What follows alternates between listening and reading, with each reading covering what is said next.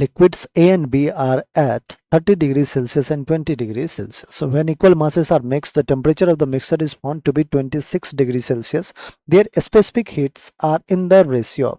So बच्चों हमारे पास liquid A है and liquid B है and equal mass है. Let's say mass of A is M and B is also M. And temperature of A is 30, temperature of B is 20. तो बच्चों heat कहाँ से flow होगा? आप कहोगे कि सर हीट लॉस करेगा ए और हीट गेन कौन करेगा? B. All right, because B it has lower temperature compared to A, that's why heat will flow from A to B.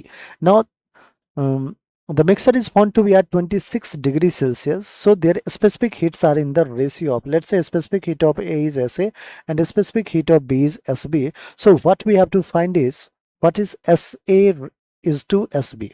All right, so heat lost is equals to heat gained. We can say that heat lost is equals to heat gain.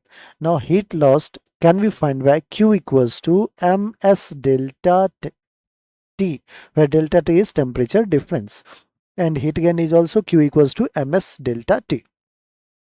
So M is M, this is heat lost, M S of A, delta T, temperature differences, since temperature of A is 30 degrees Celsius and the temperature of mixture is 26. So temperature difference will be 30 minus 26, which is equals to mass M, heat gained is mass M, specific heat of B into temperature difference 26 minus 20. All right, temperature difference is because B is at temperature 20 initially and the mixer temperature is 26. So heat gained is 26 minus 20.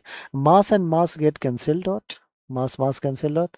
SA into 30 minus 26 is 4, which is equals to SB into 26 minus 20 will be 6. So SA upon SB will be 6 upon 4, 2 2 ja, 2 3 ja.